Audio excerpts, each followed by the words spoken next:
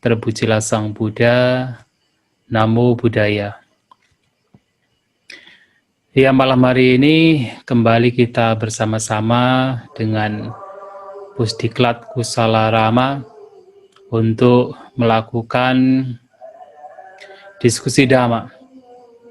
Dan sesuai apa yang telah di-broadcast, saya diminta oleh panitia untuk membahas tentang asal-usul manusia, terutama menurut Buddhisme, menurut ajaran Sang Buddha.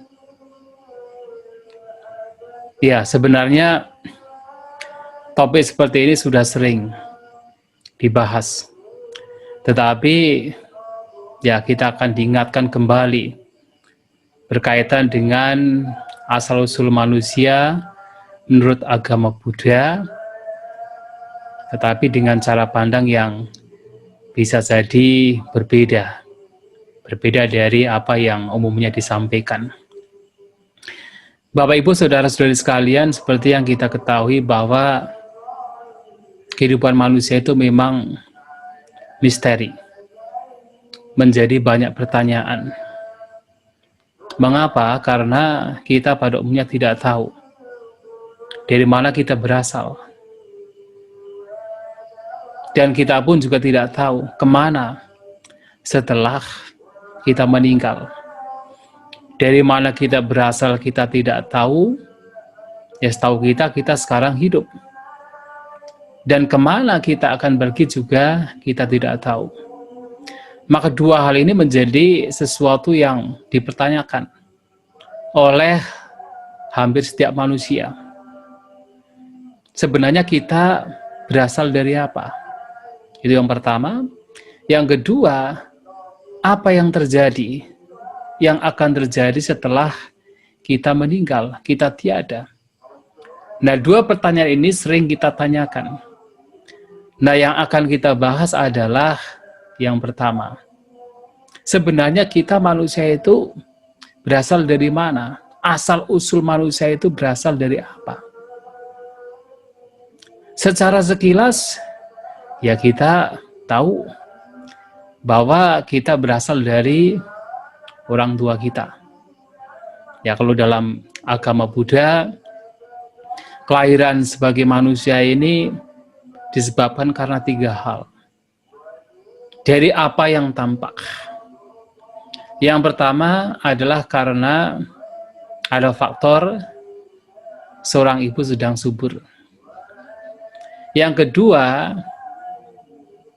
ada percampuran antara pria dan wanita. Ya, percampuran buah antara pria dan wanita.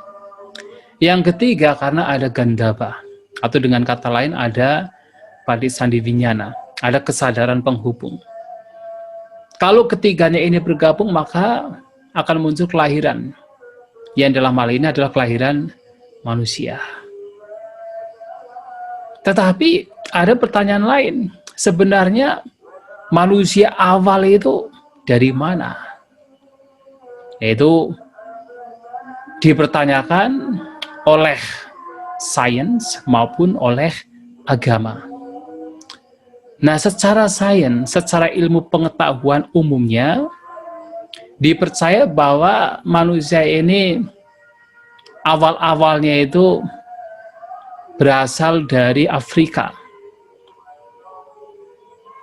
Nah, kita dikatakan manusia ini memiliki banyak spesies. Ada sekitar 15-20 spesies. Yang kesemuanya itu berasal dari Afrika. Mengapa demikian? Karena selama ini, sampai sekarang ini, fosil manusia yang ditemukan yang tertua itu berasal dari Afrika. Nah, sehingga umumnya secara sains, secara ilmu pengetahuan, manusia berasal dari Afrika sekitar 6 juta tahun yang lalu. Karena fosil yang tertua ini ditemukan atau katakan berumur sekitar 6 juta tahun yang lalu. Yang itu berasal dari Afrika. Ada sekitar 15-20 spesies Nah, sekarang yang bertahan cuma satu spesies, yaitu Homo sapiens, kita-kita ini. Jadi ternyata manusia itu juga banyak spesiesnya. Tentu lebih banyak binatang, lebih banyak tumbuhan. Kalau binatang tidak terhitung. Bahkan dalam satu jenis pun, misalnya burung pun, ada banyak sekali spesies. Serangga banyak sekali spesies. Tetapi manusia yang sampai sekarang ditemukan sekitar 15-20 spesies. Dan yang bertahan itu adalah Homo sapiens, kita-kita ini. Nah, semua manusia yang sekarang ada, itu adalah satu spesies, Homo sapiens. Maka Sang Buddha di dalam Vaseta Sutta juga pernah mengatakan bahwa berbeda dari tumbuhan dan juga binatang yang memiliki banyak spesies, ternyata manusia itu hanya punya satu spesies. Itu disebutkan oleh Sang Buddha di dalam Vaseta Sutta, Sutta Nipata. Dan ini seiring sesuai dengan apa yang ditemukan oleh yaitu sains, bahwa sekarang hanya ada satu spesies manusia, yaitu Homo sapiens. Walaupun awalnya sebenarnya juga ada beberapa yang tadi dikatakan 15-20 spesies. Nah, kemudian menurut sains, manusia ini juga mengalami perkembangan yang dikatakan diawali dari bahwa nenek moyang manusia itu, kalau menurut Darwin, menurut sains itu ya berasal dari semacam binatang kera besar. Ya, dari kera besar kemudian berevolusi yang mengalami perubahan yang sifatnya adalah dalam jangka waktu yang panjang sekali, sehingga kemudian menjadi sekarang kita manusia modern. Nah, jadi diawali dari spesies manusia yang seperti kera besar dengan diketemukan yaitu tulang manusia, terutama kepala tengkorak manusia yang mempunyai size, mempunyai ukuran, bentuk yang berbeda, yang seperti monyet, kemudian berubah sampai yang sekarang manusia secara modern. Dan juga mereka menemukan bahwa secara yaitu behavior atau secara perilaku juga mengalami perubahan. Jadi yang awalnya itu manusia dikatakan berjalan bukan dengan dua kaki, ya seperti monyet, seperti kera, kemudian lama-kelamaan setelah beberapa juta tahun dikatakan baru bisa berjalan dengan menggunakan dua kaki. Yang awalnya mereka itu hidup dengan berburu, ya, kemudian lama-kelamaan sampai sekarang kita hidup yaitu settle down, kita hidup seperti sekarang ini. Ada perkembangan, secara behavior juga ada perkembangan, secara peradaban juga ada perkembangan. Nah, secara sains adalah demikian. Tetapi bagaimana secara agama? Nah, secara agama manusia secara umum, ya secara umum, terutama agama yang berasal dari Abraham, ya kita tahu bahwa secara umum bahwasanya, artinya secara agama bahwasanya manusia ini diciptakan oleh Tuhan, diciptakan oleh katakan kekuatan luar. Nah, dikatakan manusia awal dikatakan sebagai Adam, ya sebagai Adam yang tinggalnya di surga. Nah, di sebuah taman namanya Taman Eden. Nah, yang mana awalnya diciptakan dari tanah liat, dibentuk seperti manusia, kemudian ditiupkan angin. Nah, kemudian muncullah, yaitu katakan terciptalah manusia. Nah, kemudian selain menciptakan Adam sebagai pria, juga menciptakan yaitu wanita, yaitu Hawa, ya, yang diciptakan dari tulang rusuk Adam. Nah, jadi kalau menurut agama secara umum demikian, diciptakan oleh Tuhan yang awalnya dari tanah liat, kemudian diberi katakan roh di sana, ya, ditiup dengan angin, nah, kemudian terciptalah manusia. Nah, lantas bagaimana dengan agama Buddha? Nah, ini yang menjadi pertanyaan, karena sebenarnya kalau kita perhatikan agama Buddha itu tidak banyak membahas, bahkan boleh dikatakan tidak menekankan untuk mengetahui sebenarnya kita manusia itu dari mana. Tidak ditekankan. Karena ajaran Sang Buddha itu lebih menekankan pada bagaimana sekarang saat ini kita mengakhiri duka. Yang ditekankan oleh Guru Agung kita Sang Buddha. Bagaimana saat ini sekarang manusia kita terlahir sebagai manusia, kemudian berusaha untuk mengakhiri penderitaan. Tetapi walaupun demikian ada referensi. Ada referensi yang berkaitan dengan bagaimana manusia yang sekarang ini ada. Nah, referensi tersebut bisa kita temukan, bisa kita baca di dalam Aganya Sutta. Nah, khotbah, salah satu khotbah yang bisa kita baca di dalam Digha Nikaya, terutama bagian yang ketiga. Nah, di sana ada sutra yang Aganya Sutta yang memberikan referensi bagaimana manusia, terutama yang ada di bumi ini, boleh dikatakan tercipta atau keberadaan manusia itu bisa di-trace back, bisa dijejaki pada kehidupan pada yaitu planet bumi ini.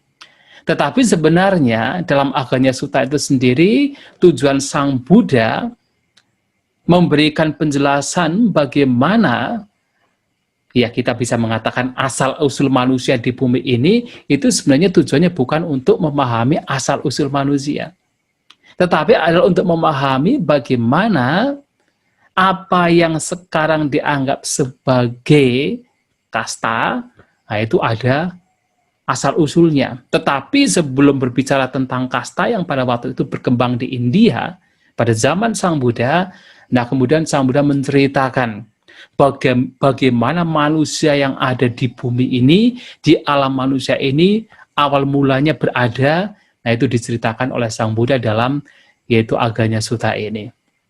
Nah, kalau kita melihat bagaimana manusia ini ada di bumi ini, di alam manusia ini, ada perbedaan dan juga ada kesamaan dengan sains. Kesamaannya adalah, seperti halnya sains, manusia ini berevolusi. Manusia ini berubah. Itu kesamaannya, baik secara fisik, yang ada perubahan, maupun secara perilaku, juga ada perubahan. Tetapi ada perbedaannya. Kalau kita memperhatikan di dalam sains, perubahannya itu malahan kalau kita perhatikan dari yang katakan buruk, ya kita mengatakan buruk dalam artian karena ya mereka tidak mengenal budaya, awalnya tidak mengenal budaya, kemudian cara berpikir mereka juga masih primitif sekali, kemudian lama-kelamaan menjadi modern. Jadi bisa dikatakan dari yang buruk, kemudian menjadi baik. Tetapi di dalam Aganya Sutta ada perbedaan di mana kita memperhatikan awal manusia itu sebenarnya lebih baik. Tetapi dengan adanya berbagai macam kotoran batin, ada keserakahan dan sebagainya, maka berbagai macam hal yang buruk itu muncul. Nah ini perbedaannya, tetapi secara yaitu evolusi ada kesamaan, ada perubahan, baik yaitu peradaban maupun ya perubahan secara perilaku. Ada perubahan yaitu baik di dalam sains maupun di dalam agama Buddha berkaitan dengan manusia. Lantas bagaimana Sang Buddha menceritakan tentang keberadaan manusia di alam manusia ini awal mulanya, yang sekarang terutama, adalah dikatakan bahwa menurut Guru Agung kita Sang Buddha, bahwa alam semesta ini sifatnya adalah mengembang dan mengempis. Mengembang dan mengempis. Nah, kalau dalam bahasa Pali adalah Viwata dan Sangwata. Nah, Viwata itu adalah mengembang. Sangwata adalah mengempis. Viwata, Sangwata. Viwata, Sangwata. Seperti halnya apa? Perut kita, kembung kempis. Seperti nafas kita, kembung kempis. Dan alam semesta dikatakan juga demikian. Mengembang dan mengempis. Nah, dikatakan bahwa ada masa dalam jangka waktu yang sudah lama sekali, ada masa di mana alam semesta ini mengempis. Nah, ketika mengempis, Kemudian alam semesta mengembang lagi. Nah, ketika mengembang inilah kemudian terbentuklah yaitu bumi. Nah, ini dijelaskan lebih lanjut di dalam yaitu Visuddhimagga. Bahwasanya alam semesta itu mengembang dan mengempis. Dan ketika alam semesta itu mengempis, nanti lama-kelamaan sebenarnya sudah ada bumi. Tetapi lama-kelamaan kemudian matahari bertambah dari yang satu, kemudian kedua, 3, 4, 5, 6, pada akhirnya adalah matahari menjadi 7. Nah, ini juga berkaitan dengan salah satu sutta namanya Sata Surya Sutta. Bahwa suatu saat dalam jangka waktu yang sangat-sangat lama, suatu kali matahari bertambah menjadi 7. Nah, ketika matahari menjadi 7 ini, karena alam semesta mengempis, kemudian matahari menjadi 7, kemudian terjadilah yaitu kebakaran dalam artian bumi ini meledak. Yang orang mengatakan dengan istilah kiamat. Nah, ternyata yang meledak itu, kalau kita melihat dari Visuddhimagga, itu tidak hanya satu bumi saja. Tetapi ternyata 100.000 miliar tata surya itu meledak. Nah, ini kalau dalam sains bisa dikaitkan dengan yaitu Big Bang. Jadi suatu saat dikatakan alam semesta itu menjadi mengecil, mengempis, kemudian ya dengan tekanan yang maha dahsyat kemudian meledak. Nah, dikatakan ketika alam semesta meledak, itulah kemudian yang dikatakan sebagai mengembang. Yang tadinya mengempis, meledak, kemudian mengembang. Vivata. Nah, dalam proses yang sangat lama, muncullah bumi. Nah, dikatakan jadi alam semesta itu akan ada hujan yang maha besar. Nah, butiran-butiran hujan itulah yang membentuk bumi. Nah, jadi satu butir itu satu bumi. Jadi butirannya maha besar, itu ada bumi. Nah, makanya di dalam Aganya Sutta dikatakan awal mula bumi ini terbentuk, itu semuanya adalah air. Nah, jadi kalau kita berbicara tentang bumi yang bulat, ya sebenarnya dalam agama Buddha juga sama, bumi itu bulat. Nah, bisa ditengarai dengan apa? Dengan awalnya itu ada butiran-butiran air yang itu adalah membentuk bumi.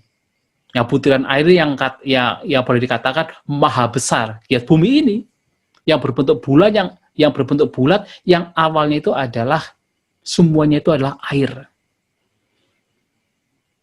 Kemudian disebutkan bahwa umumnya makhluk-makhluk yang terlahir di alam Abhasara, nah alam Abhasara itu adalah salah satu alam Brahma, yang diperoleh dengan mencapai tingkat jana kedua, mereka meninggal dari sana kemudian terlahir di bumi yang awal-awal terbentuk.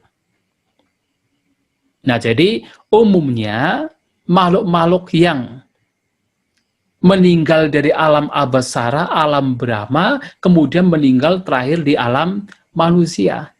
Nah, itulah awal mula manusia berasal dari alam Brahma, terutama adalah Abhasara. Nah, awal-awal manusia ini seperti yang diceritakan di dalam kitab Tipitaka Digha Nikaya, yaitu Aganya Sutta, itu tidak hanya sekedar yaitu satu atau dua. Ya, umumnya mereka-mereka yang meninggal dari Abhasara ya terlahir di alam manusia. Jadi mereka itu terlahir bukan melalui kandungan, tetapi spontan. Jadi harus diingat bahwa manusia pun juga bisa terlahir secara spontan. Jadi tidak hanya secara kandungan, tetapi ada beberapa kasus di mana manusia terlahir secara spontan. Nah, salah satunya adalah awal-awal manusia ini terbentuk yang berasal dari alam Abhasara ini, mereka, jadi bukan satu, ya, tetapi mereka meninggal dari sana, lahir di sini secara spontan. Dan awal-awal mereka terlahir sebagai manusia, mereka itu hidupnya melayang-layang. Ya, kita tahu bahwa bumi ini seperti yaitu air. Ya memang air ya, jadi hanya kumpulan air. Nah, mereka hidupnya melayang-layang. Nah, karena kekuatan konsentrasi mereka, kekuatan kebajikan mereka, kekuatan mereka yang baru terlahir dari alam abasara, mereka hidup melayang-layang dengan badan yang bercahaya. Dan mereka tidak perlu makan makanan secara yaitu kasar. Mereka bisa bertahan dengan apa? Dengan yang disebut piti baka. Piti baka artinya makanan yang itu adalah kegiuran. Artinya dengan batin yang tergiur, dengan batin yang diselimuti piti, kegiuran, itulah yang menjadi makanan mereka. Mereka bertahan karena piti. Mereka bertahan karena batin mereka. Dan mereka mengalami kehidupan seperti itu dalam jangka waktu yang sangat-sangat lama. Jadi kalau kita bicara tentang umur manusia, ya salah satu umur yang tidak ada batasannya adalah manusia. Manusia itu memiliki umur yang tidak terbatas. Artinya apa? Artinya bisa pendek sekali, baru dalam kandungan, langsung meninggal, bisa panjang sekali, berjuta-juta tahun, bisa terjadi. Umur manusia. Nah, mereka hidup begitu dalam jangka waktu yang sangat lama. Nah, dikatakan pada waktu itu belum ada siang malam, belum ada matahari, belum ada bulan, belum ada tahun dan sebagainya, dan mereka juga belum dikenal sebagai wanita dan pria. Karena apa? Badan mereka bercahaya. Dan ada kemungkinan, ada yang mengatakan bahwa kenapa tidak ada siang dan malam, kenapa tidak ada matahari, tidak ada bulan, tidak tampak. Ya belum tampak, karena badan mereka bercahaya. Ya seperti kalau kita misalnya berada di tempat malam-malam, ya kita berada di tempat yang bercahaya, kita tidak bisa melihat bintang. Nah, karena mereka itu hidupnya bercahaya, badan mereka bercahaya, maka ada yang mengatakan kemungkinan itulah yang membuat bulan, matahari, bintang tidak tampak, tidak kelihatan. Bukan berarti tidak ada, tapi memang tidak tampak, tidak kelihatan. Nah, tetapi setelah sekian lama, ada beberapa makhluk manusia ini mencoba untuk mencicipi bumi. Nah, dikatakan bumi pada waktu itu seperti air susu yang setelah beberapa lama didiamkan. Jadi kalau kita membuat minuman dari air susu setelah beberapa lama didiamkan, apa yang terjadi? Permukaan dari air susu itu seperti ada selaputnya. Nah, disitulah dikatakan demikian. Kemudian ada beberapa orang manusia yang awalnya hidup bercahaya kemudian mencoba mencicipi. Nah, dicicipi. Kemudian dirasakan di lidah mereka, oh enak. Rasanya manis, rasanya enak sekali. Nah, kemudian yang lain-lain juga ikut. Ya karena keserakahan yang lain-lain juga ikut. Nah, begitu mereka sudah mulai mencicipi makanan yang ada di bumi, nah disebutkan dalam kitab yang sama, dalam sutta yang sama, nah, kemudian cahaya mereka hilang. Nah, cahaya mereka mulai hilang. Nah, jadi badan mereka sudah mulai lebih kasar, tapi belum kasar sekali. Ada evolusi juga. Badan mereka itu sudah mulai kasar. Nah, karena perbedaan sudah mulai tampak, maka mereka sudah bisa menengarai ada yang cantik, ada yang kurang cantik. Ada yang elok, ada yang kurang elok. Begitu melihat perbedaan demikian, wah yang merasa dirinya lebih tampan, lebih cantik, lebih indah, kemudian merendahkan yang kelihatan tidak lebih indah. Kesombongan muncul. Kebencian terhadap yang tidak indah muncul. Jadi ada keserakahan, ada kebencian juga berkembang, kesombongan juga berkembang. Mengapa demikian? Karena moha delusi. Karena ketidaktahuan, maka loba dosa moha sudah mulai berkembang. Nah, setelah sekian lama dikatakan karena keserakahan mereka, maka bumi ini juga mengalami evolusi, mengalami perubahan. Yang tadinya makanannya itu seperti tadi selaput susu yang dipanaskan setelah beberapa saat ada selaputnya, kemudian tumbuhlah tumbuhan yang lain yang seperti ya dijadikan sebagai makanan, yaitu seperti jamur, seperti cendawan. Dan mereka juga mulai makan. Dan rasanya juga sama, rasanya itu enak. Rasanya manis seperti madu, seperti mentega. Nah, dikatakan sebagai mentega kelas 1, kelas yang paling tinggi. Seperti madu murni, rasanya manis, jadi rasanya enak. Nah, kemudian mereka dengan keserakahan mulai makan, dan makan. Nah, lama-kelamaan, badan mereka semakin kasar. Kelihatan semakin kasar. Kesombongan mereka juga semakin bertambah. Nah, lama-kelamaan, tumbuhan yang seperti jamur cendawan itu pun juga hilang, seperti yang tadi, yang seperti selaput susu itu juga hilang, yang sekarang juga hilang. Ketika hilang, kemudian tumbuhan seperti bambu, yang juga warnanya juga putih. Dan mereka juga mulai makan. Dan rasanya juga manis sama seperti yaitu yang tumbuhan yang pada awal, tetapi lebih kasar lagi. Semakin mereka makan zat bumi atau makanan yang di bumi tersebut, semakin keserakahan itu muncul. Semakin kesombongan juga muncul, karena tubuh mereka juga semakin kasar. Maka perbedaannya juga semakin kelihatan, semakin tampak. Nah, sehingga dengan keserakahan mereka, bumi pun juga mengalami evolusi, mengalami perubahan. Tumbuhan yang seperti cendawan, seperti bambu ini lenyap, barulah kemudian muncul yaitu tanaman padi. Nah, dikatakan muncul tanaman padi. Tetapi awalnya padi ini pun juga berbeda dari padi zaman sekarang. Nah, dikatakan padi pada zaman itu, pada awal-awal itu, dikatakan tidak memiliki skam, tidak ada kulitnya.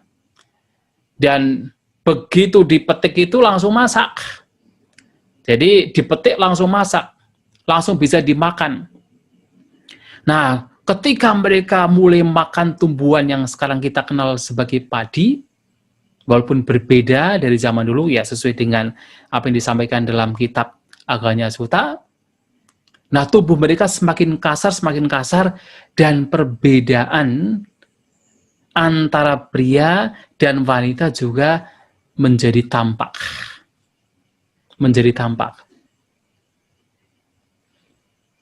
Nah, ketika perbedaan wanita dan pria itu tampak,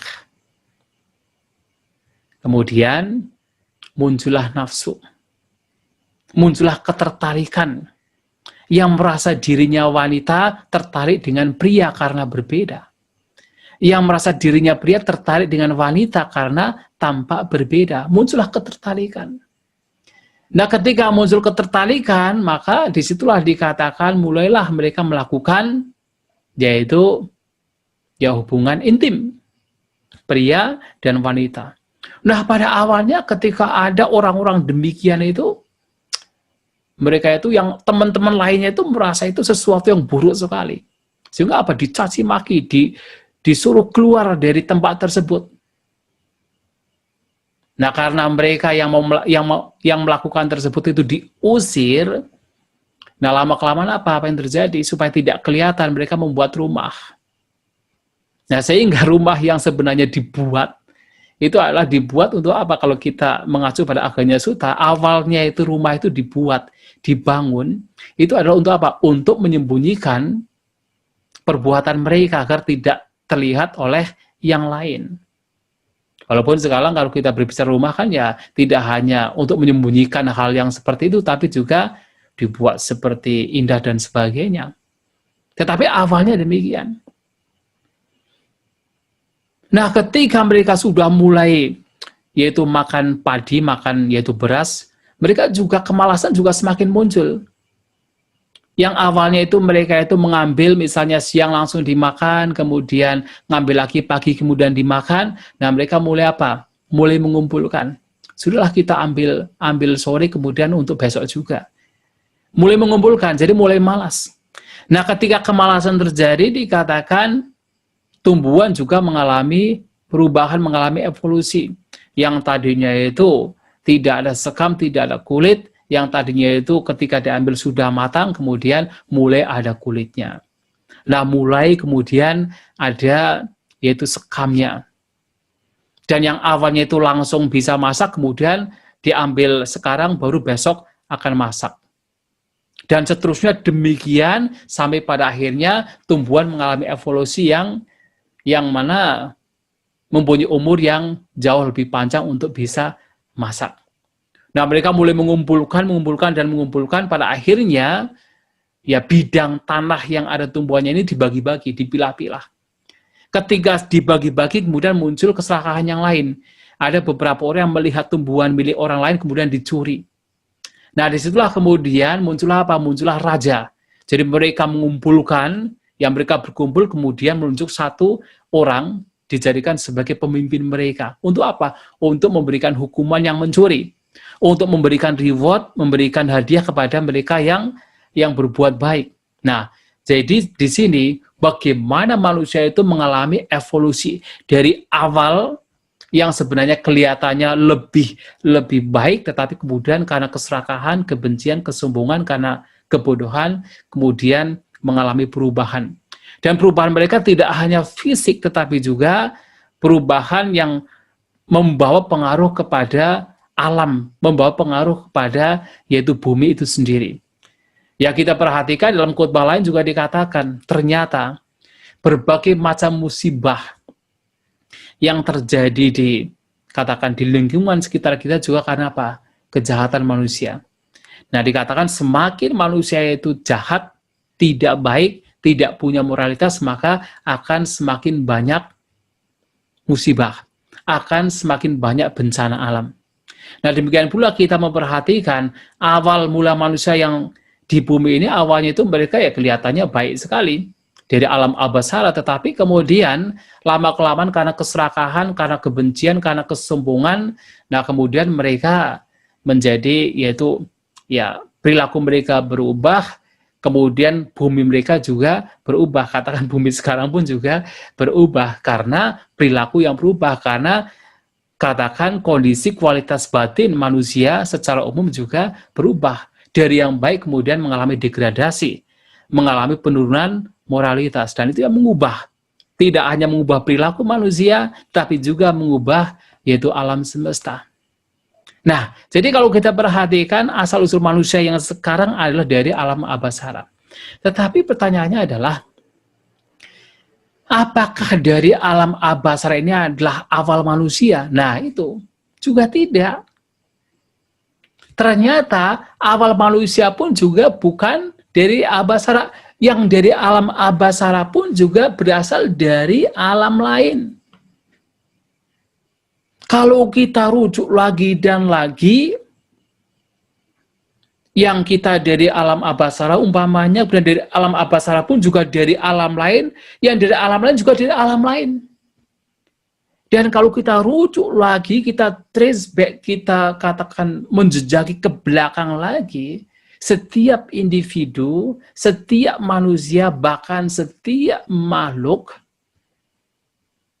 maka Sang Buddha mengatakan bahwa awal mula sangsara, awal mula pengembaraan setiap makhluk itu tidak diketahui.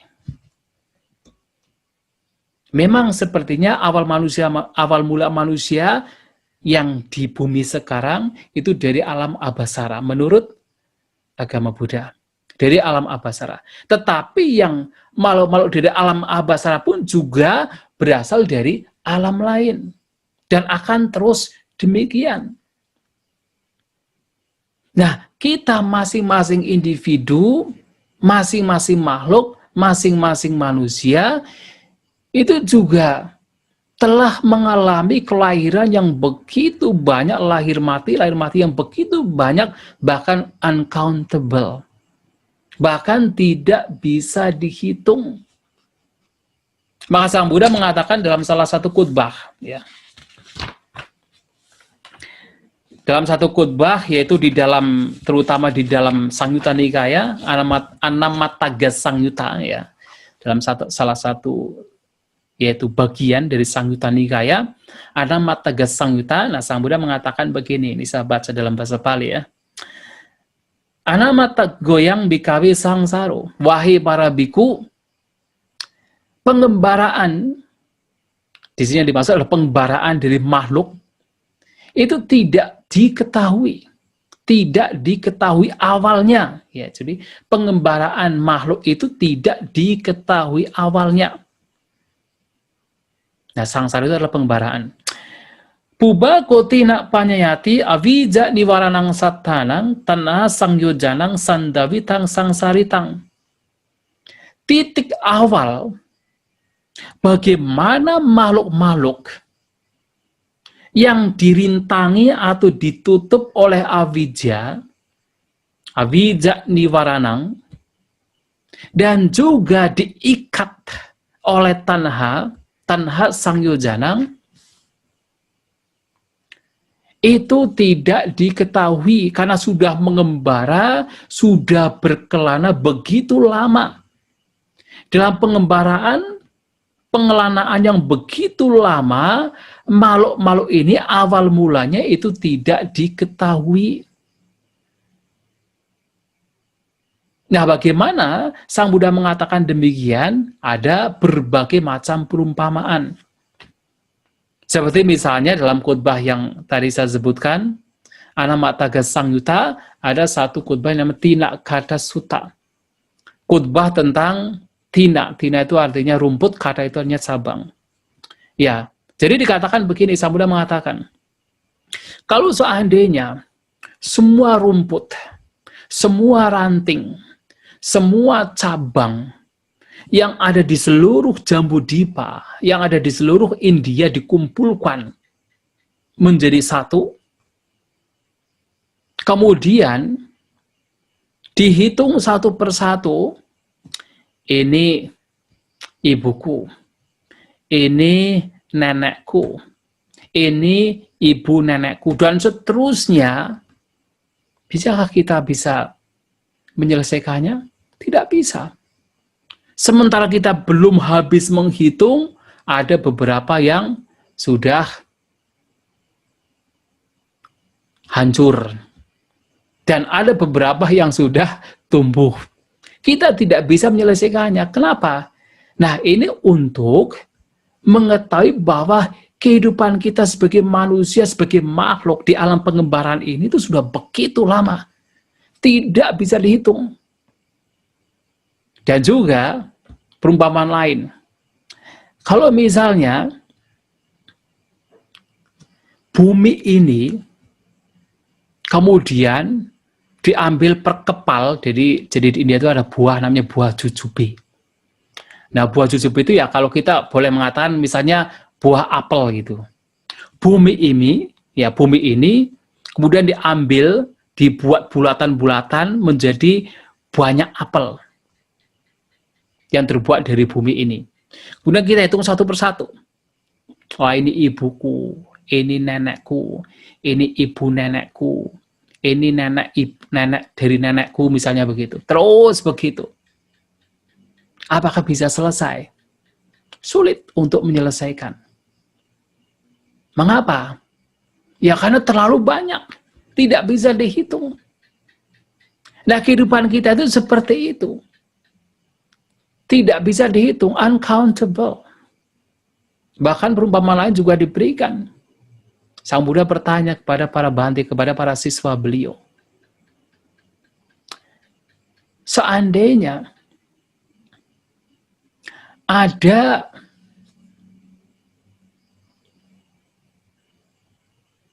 ya, katakan air samudra. Bukan pertanyaan, tapi pernyataan Sang Buddha, maaf. Jadi misalnya, seseorang disuruh menghitung mana yang lebih banyak. Air yang ada di 4 samudra dengan air mata dari seseorang, dari kita masing-masing kita, yang keluar ketika misalnya ibu kita meninggal. Nah, dikatakan mana yang lebih banyak. Ternyata lebih banyak air mata kita. Ya, coba bayangkan. Kalau kita menangis dalam satu kehidupan, kira-kira ada berapa air mata? Ada satu dayung, satu ember, satu gentong. Kalau kita kumpulkan, kita tidak tahu. Bahkan kita mungkin jarang menangis. Ataupun kalau kita menangis pun juga hanya beberapa air mata saja. Nah, ternyata air mata kalau kita mau mengumpulkan selama pengembaraan dalam kehidupan kita dikumpulkan, itu melebihi air yang ada di 4 samudra. Sehingga, apakah kita bisa menghitung? Sulit untuk menghitung. Bahkan pernah juga dikatakan, kalau kita mau menghitung, darah yang keluar ketika kita itu terlahir sebagai seekor sapi dan disembelih, maka darah kita itu sudah melebihi air yang ada di 4 samudra. Itu baru ketika terlahir sebagai seekor sapi, belum lagi kalau seekor kambing dan seterusnya. Melebihi air yang ada di 4 samudra, sudah begitu banyak. Kehidupan kita itu sudah uncountable. Menurut ajaran Sang Buddha, sudah uncountable. Sudah tidak terhitung banyaknya. Lantas bagaimana kita bisa mengetahui awal mula makhluk ini terlahir, awal mula makhluk ini mengembara berkelana, digelapkan oleh awija, diikat oleh tanha. Sulit. Dan itu bukan menjadi poin yang diajarkan Sang Buddha. Nah, sehingga juga ada perumpamaan lain untuk mengetahui bagaimana sebuah kesia-siaan untuk memahami, mengetahui awal mula setiap makhluk. Nah, kita tahu bahwa kehidupan kita itu, bahkan kalau kita itu hidup di alam-alam seperti alam Brahma, itu sampai berkalpa-kalpa, sampai ribuan, puluhan ribu kalpa. Dan apakah kita pernah terlahir di sana? Sang Buddha mengatakan setiap makhluk pernah terlahir di alam-alam ini, ya kecuali alam Sudawasa. Kalau alam Sudawasa itu ya hanya mereka yang mencapai kesucian anagami. Tapi alam-alam lain, baik alam yang paling rendah sampai alam yang paling tinggi, setiap makhluk pernah mengalami. Nah, terkadang terlahir di alam Brahma, yang di sana hidup sampai berkalpa-kalpa, puluhan, ratusan, bahkan ribuan kalpa. Padahal satu kalpa saja itu sulit sekali untuk bisa menghitung jangka waktunya. Maka Sang Buddha pernah memberikan sebuah perumpamaan untuk mengetahui jangka waktu satu kalpa. Misalnya ada batu karang yang solid, yang tidak ada bolongannya sedikit pun. Nah, kemudian batu karang itu dikatakan memiliki panjang 1 yojana, tinggi 1 yojana, seperti kubus, ya, seperti bentuk kubus 1 yojana. Nah, kalau dihitung 1 yojana itu dikatakan sekitar 16 km. Bayangkan, batu karang panjang, tingginya, lebarnya 16 km. Dan itu solid. Kemudian ada satu orang setiap 100 tahun sekali membawa kain yang halus, kemudian diusap dengan kain halus tersebut. Kalau dengan cara demikian, setiap 100 tahun sekali membawa kain yang halus dan diusapkan, dan ternyata kain halus, batu karang tersebut hancur atau lenyap, tidak tersisa. Bahkan dikatakan jangka waktu 1 tahun, jangka waktu 1 kalpa pun itu jauh lebih panjang lagi. Nah, kita bisa membayangkan, 1 kalpa saja sudah panjang sekali.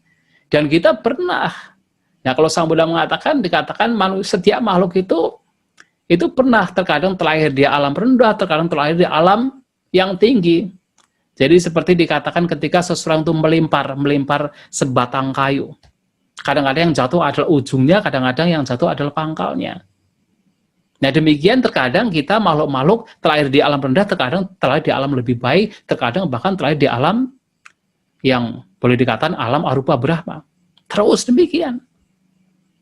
Nah sehingga memahami, mengetahui bahwasanya untuk melihat asal-usul kita, malahan tidak mengatakan asal-usul manusia, untuk melihat asal-usul makhluk itu dikatakan awal, titik awalnya itu tidak diketahui karena sudah begitu panjang, maka justru ajaran Sang Buddha itu mengajarkan kita untuk sebenarnya tidak usah berpikir dari mana kita datang, dari mana asal-usul kita. Tetapi justru Sang Buddha mengajarkan kita bagaimana sekarang kita mengakhiri duka penderitaan. Sang Buddha memberitahukan kepada kita sebuah fakta yang mana kita itu, kehidupan kita sudah uncountable, sudah tidak bisa dihitung. Untuk apa? Supaya kita memunculkan apa? Nibbida. Memunculkan semacam kemuakan, ketidaktertarikan. Memunculkan supaya tidak memunculkan nafsu ragawi terhadap dunia. Supaya kita tidak melekat, supaya kita segera mengakhiri duka penderitaan. Maka yang menjadi poin ajaran Sang Buddha adalah bagaimana sekarang saat ini kita diajak untuk mengakhiri duka. Melihat, katakan awal, mencoba untuk mengetahui awal mula kehidupan kita, manusia, makhluk itu sebuah kesia-siaan. Tetapi bagaimana sekarang kita berusaha mengakhiri duka. Oleh sebab itu, Sang Buddha mengatakan di beberapa khotbah beliau, Satsanang bhikkhave, catunang bhikkhave satsanang, ananu buddha apati veda, ewa medang diga madanang sangsaritang sandavitang, mamancewa tumhakanca. Wahai para biku, karena tidak memahami, tidak menembus 4 kebenaran mulia, atau katakan tidak menembus, tidak memahami 4 kebenaran, ya tentu di sini adalah 4 kebenaran mulia. Demikianlah saya dan kalian telah begitu lama, 3 madanang, telah begitu lama berkelana dan mengembara. Nah di sini Sang Buddha memberikan pemahaman kepada kita. Kita telah sangat lama mengembara dan berkelana di alam tumimba lahir. Dan dalam pengembaraan yang ini kita tuh mengalami banyak duka, mengalami banyak penderitaan. Mengapa bisa demikian? Karena kita tidak memahami 4 kebenaran mulia. Maka di sini Sang Buddha mengajak kita, memotivasi kita adalah bagaimana kita ini jadi alih-alih mencari tahu kapan awal mula kita itu ada, tetapi mengajak kita untuk mengakhiri penderitaan yang muncul karena pengembaraan di alam tumimba lahir. Ya Sang Buddha masih mengajarkan pada para siswa beliau untuk memiliki misalnya pemahaman Bubbe Niwa Sanusatinyana, mengetahui kehidupan-kehidupan yang lampau. Tujuannya adalah satu, tujuannya adalah supaya memunculkan apa? Memunculkan nibbida, memunculkan yaitu kemuakan, karena melihat, memahami bahwasanya kehidupan itu banyak duka, kehidupan itu banyak penderitaan. Maka yang menjadi poin adalah bagaimana sekarang kita mencoba untuk mengakhiri duka, mengakhiri penderitaan yang muncul, yang terus timbul, yang terus kita hadapi selama berada di alam tumimba lahir. Dan dengan apa? Dengan memahami 4 kebenaran mulia. Karena yang membuat kita terus mengalami tumimba lahir, mengalami duka, penderitaan, berkelana, mengembara di alam tumimba lahir yang begitu lama, itu karena tidak memahami 4 kebenaran mulia. Nah, sehingga yang menjadi poin penting adalah bagaimana umat Buddha yang memeluk ajaran Sang Buddha mencoba untuk memahami 4 kebenaran mulia.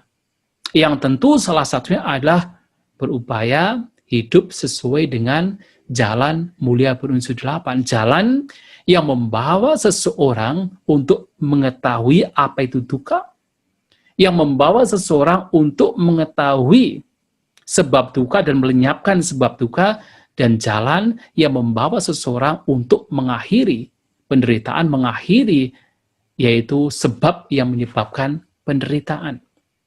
Itu yang menjadi poinnya. Maka dalam beberapa kesempatan bagaimana beliau mengatakan kepada kita semua bahwasanya ketika ditanya pertanyaan-pertanyaan yang sifatnya spekulatif, termasuk adalah apakah alam semesta ini terbatas atau tidak terbatas. Nah, kalau sekarang kan memang sains kan mencoba mencari tahu sebenarnya alam semesta itu terbatas atau tidak terbatas. Wah, ditelusuri terus. Tidak ada ujungnya. Nah, dalam agama Buddha ini pertanyaan spekulatif yang tidak membawa kepada pengetahuan tinggi, tidak membawa kepada pembebasan. Maka ketika ditanya pertanyaan-pertanyaan yang sifatnya spekulatif, maka Sang Buddha mengatakan, saya tidak membahas hal tersebut. Tetapi yang saya ajarkan tidak lain adalah 4 kebenaran mulia. Karena itu yang membawa kepada pencerahan, membawa kepada pembebasan, membawa kepada nibbana. Nah, ini yang menjadi poin yang penting dalam ajaran Sang Buddha. Maka ketika kita berbicara bahkan tentang Paticca Samuppada, ya, dalam Paticca Samuppada kita diberitahukan, ditunjukkan bagaimana manusia itu lahir mati. Selama ada faktor-faktor, yaitu yang terdiri dari 12 faktor di sana, maka manusia akan terus mengalami kelahiran, mengalami kematian. Uncountable. Tidak bisa dihitung, terus akan mengalami demikian. Dan tidak diketahui ujungnya, kapan awija muncul awal mulanya. Seperti yang tadi disampaikan oleh Sang Buddha. Tidak diketahui awalnya, kapan awal mula itu awija itu muncul. Tidak diketahui. Dalam Paticca Samuppada, terutama Dwada Sangga Paticca Samuppada, 12 faktor sebab musabab yang saling bergantungan. Nah, di sana kita ditunjukkan bagaimana manusia makhluk, ya tentu tidak hanya manusia, tapi semua makhluk terus mengalami kelahiran, kematian yang seperti tidak ada endingnya, dan juga tidak diketahui awalnya. Karena apa? Karena faktor-faktor ini. Yang di sana ada avijja, ada tanha, ada upadana, berbagai macam kotoran batin yang membawa kepada yaitu pengembaraan di alam timbal lahir. Makanya kemudian Guru Agung kita Sang Buddha berbicara tentang Dwadasa Angga Paticca Samuppada. Kalau kita mengikuti Dwadasa Angga Paticca Samuppada dalam artian mengikuti avijja, yang kemudian memunculkan sangkara, kemudian memunculkan vinyana, dan seterusnya, itu disebut sebagai micca patipada, jalan yang salah. Maka, tujuan dari kita memahami Paticca Samuppada adalah bagaimana kita memotong tumimba lahir, memotong kelahiran. Dengan cara apa? Ya, avijjaya teva asesa viraga nirodha sangkara nirodhanti. Jadi dengan lenyapnya mencoba bagaimana berusaha mengupayakan untuk melenyapkan, memadamkan secara total avijja itu sendiri. Ketidaktahuan itu sendiri, sehingga apa? Sangkara dan seterusnya itu terpotong. Nah, itu disebut sama patipada. Maka, sekali lagi bahwa ajaran Sang Buddha ini lebih menekankan, memberikan prioritas kepada bagaimana saat ini, sekarang, kita berusaha untuk melenyapkan duka penderitaan dengan cara tentunya melenyapkan sebab mengapa kita menderita dengan kita memperhatikan jalan mulia berunsur 8. Nah, sehingga Bapak Ibu Saudara-saudara sekalian tentang pertanyaan asal-usul manusia, ya kalau kita berbicara manusia yang sekarang, ya dikatakan sesuai dengan Aganya Sutta, ya tentu kita tidak tahu karena ini yang tercatat dalam teks Aganya Sutta bahwa manusia ini ya awalnya dari alam abhasara, tetapi tentu dari alam abhasara pun juga dari alam-alam lain juga. Nah, kemudian kita masing-masing manusia ini pun juga ya secara kasat mata kita ya terbentuk karena apa? Ada Gandhaba, ada ibu yang yang sedang subur dan ada, katakan tadi, percampuran pria dan wanita. Tetapi sebelum itu pun juga kita telah mengembara dalam kehidupan-kehidupan yang lampau, dan oleh Sang Buddha dikatakan anamataga, sangsara. Jadi bahwa pengembaraan yang begitu lama ini tidak diketahui awalnya. Nah, sehingga yang paling menjadi penekanan adalah bagaimana sekarang, saat ini, kita sebagai manusia, sebagai katakan umat Buddha, ya berusaha untuk, yang paling penting, yang terpenting adalah berusaha untuk mempraktikkan ajaran Sang Buddha, yaitu demi apa? Demi akhir segala bentuk penderitaan. Nah, itu yang menjadi poin yang ingin saya sampaikan pada kesempatan malam hari ini. Terima kasih, dan semoga apa yang saya sampaikan bisa dipahami. Ya, semoga ya kita semua maju di dalam Dhamma, sampai satta bhavantu sukhitata, semoga semua makhluk berbahagia.